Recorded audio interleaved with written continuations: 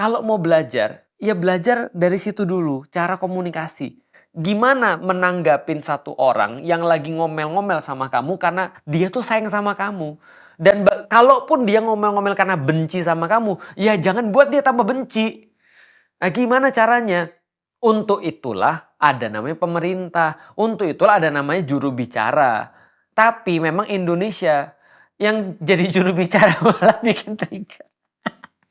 Jadi apa namanya malah jadi rage bait gitu kan ya, malah komentarnya lebih parah daripada mungkin pemimpinnya. Nah tapi balik lagi ya, kalau gitu gimana sih sebenarnya di dalam Islam kritik itu? Ya sebenarnya kritik itu sesuatu yang menandakan tanda kita tuh sayang, tanda kita tuh cinta pada orang.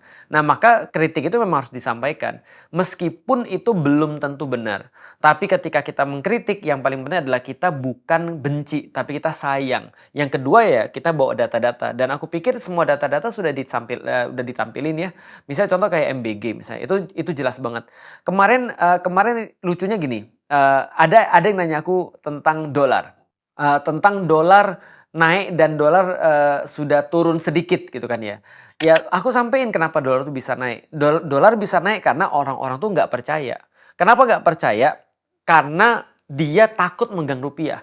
Dia mau megangnya dolar. Maka karena dolar tuh orang pegang banyak, orang cari banyak, dolarnya naik. Karena supply-nya jadi dikit dan demand-nya makin banyak. Berkebalikan dengan Indonesia. Karena orang-orang jadi nggak mau pegang rupiah karena takut. Kalau pegang rupiah itu adalah tidak nanti bisa dijamin oleh pemerintah, dia bisa dapat apa yang dia investkan di rupiah itu. Maka dia jual rupiah banyak, dia lepas rupiahnya. Dan supply-nya jadi banyak, harganya jadi turun kan gitu kan sebenarnya. Nah kenapa itu bisa terjadi? Karena program pemerintah. Jadi orang-orang tuh nggak melihat ada perubahan yang berarti sehingga dia jadi percaya. Contoh kayak gini nih misalnya, aku lagi nggak ada uang, tapi main pedal. Gitu maksudnya. Nah gimana? Terus aku bilang sama orang, bro, ayo bro beli barang di aku aja. Ah kenapa gue harus beli barang ke lu? Karena barang gue bagus. Tapi kemarin gue datang ke tempat lu gak ada barang. Ya makanya karena lu gak beli, gue gak ada barang nih. Ayo beli barang gue atau ayo invest ke gue. Tapi kelakuanku, aku bilang aku orang susah, tapi kelakuanku main pedal. Itu maksudnya. Nah itu kayak Indonesia tuh. Indonesia, orang-orang lagi nggak percaya gara-gara apa? Karena tidak ada perubahan berarti di dalam pemerintahan dan kebijakan-kebijakannya termasuk MBG tuh. Nah maka kita masih mengatakan nggak bisa, MBG adalah tidak bisa digagalkan. Ya udah, investornya nggak akan pernah datang. Karena nggak ada perubahan yang berarti pada pemerintahnya. Yang terjadi justru pemerintah membuat orang-orang ini yang selama ini percaya jadi nggak percaya. Maka pada keluar semua. Gimana cara nariknya? Naikin suku bunga. Ya nggak cukup, orang lagi nggak percaya. Ya gimana ceritanya? Balik lagi. Artinya mahasiswa ketika berkata hentikan dulu program MBG. Coba dievaluasi dulu, lihat berapa duit yang bisa kita hemat dari situ. Duit ini bisa dimanfaatkan untuk apa yang benar-benar bisa membuat akhirnya orang-orang yang investor-investor itu mengatakan, oke, kayaknya dia niat deh untuk memperbaiki diri. Ayo kita bantu. Itu kan sebenarnya, oke, worth it kita terus kemudian invest di Indonesia. Sehingga dolar tuh akhirnya terus kemudian bisa masuk lagi. Atau setidaknya rupiah jadi menguat. Atau setidaknya ekonominya itu bisa jalan. Maksudnya orang-orang pada dagang. Orang-orang ada yang beli, ada yang jual, nilai tambah dan seterusnya. Ya itu simple ekonomi aja sih sebenarnya. Ada sesuatu yang berubah, kita lihat orang lihat kita berubah, orang terus kemudian jadi percaya sama kita. Karena percaya itu bukan diminta. Naikin suku bunga itu ibaratnya ngomong apa? Percaya dong sama gua pokoknya legit deh. Bukan diminta. Kepercayaan itu didapatkan. Trust is earned, not ask. Nah, itu pikirku yang menjadi penting banget ketika mahasiswa. Kenapa? Innahum fityatun amanu birabbihim wa zidnahum huda. Anak-anak muda, kata Allah, adalah orang-orang yang mereka mendapatkan hidayah. Mereka beriman pada Allah dan mendapatkan hidayah tambahan. Mereka lebih mudah melihat segala sesuatu dengan lebih jernih.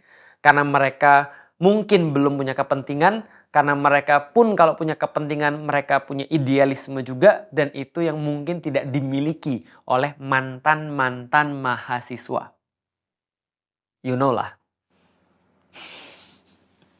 Jadi mudah-mudahan teman-teman mas-mas mahasiswa, adik-adik, udah kayak orang tua gue ya, mantan mahasiswa gitu kan ya, yang sudah tidak punya idealisme. Aku cuma berharap aja sih. Aku melihat banyak sekali orang-orang yang keren banget ketika mereka melihat segala sesuatu, termasuk ngadepin. Aku punya pesan terhadap mahasiswa. Sabar-sabar menghadapi boomers, menghadapi yapping-yappingnya milenial-milenial awal itu, yang banyak fault, banyak fallacy dalam dalam argumen-argumennya. Misal kayak gini, kemarin aku lihat ada sesuatu yang lucu juga sih, tapi menjengkelkan juga sih. Kok kamu nggak suka dengan program MBG? Kamu tahu nggak sih, kamu kan tinggalnya di kota. Aku bilang, argumen macam apa sih itu? Maksudnya, lu serius nyerang orang dengan cara kayak gitu? Ad hominem dengan cara kayak gitu? Kamu nggak pernah sih tinggal di desa? Kamu nggak pernah sih tinggal di tempat terpencil yang orang pergi ke sekolah, tiba-tiba sekolah nggak ada makan. Padahal pergi ke sekolah sudah nggak ada jembatan, sudah harus berenang, sudah harus jalan kaki berapa kilo. Ya itu masalahnya. Itu masalahnya. Gitu maksudnya. Kok lu bisa mikir bahwasanya nggak ada jembatan, tapi kok mikirin terus kemudian orang ke sekolah cuma untuk dibayar pakai makanan. Please deh, untungnya mbak-mbak yang jawab pinter gitu kan ya. Artinya aku bilang, aduh come on. Gitu saya, lu belain satu program yang bermasalah banyak dengan contoh pribadi. Itu fallacy paling parah. Itu sama aja kayak ngobrol sama perokok ya. Terus kemudian kita bilang gini, ini datanya nih, orang-orang ngerokok itu berhubungan erat dengan kanker. Kalau enggak, efek langsung. Terus dia bilang, kakek gue 75 tahun biasa aja tuh. Mendingan, aku kenal dengan banyak orang yang rokok dan pintar, serius. Dan kebanyakan orang rokok yang pintar, tau gak mereka bilang apa? Gue tahu gue salah. Tapi gue gak bisa berhenti. Aku respect. Aku respect sama orang-orang yang gak bela diri dengan cara yang bodoh. Kenapa? Karena paham gak sih maksudnya?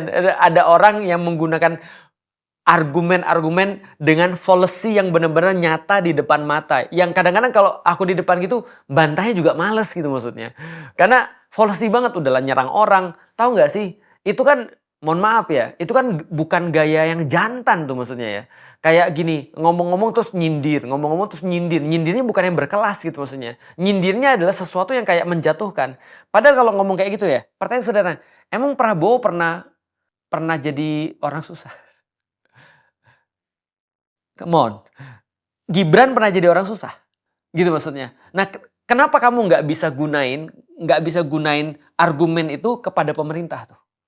Atau kepada Pak Prabowo dan kepada Gibran? Kamu kan nggak pernah susah. Kalau kamu nggak pernah susah, kok kamu bisa berkesimpulan bahwasanya orang susah tuh cukup dikasih makan doang dan mereka tidak perlu kaya? Lah itu balik lagi. Ini kan argumen nih sebenarnya. Tapi ya udahlah.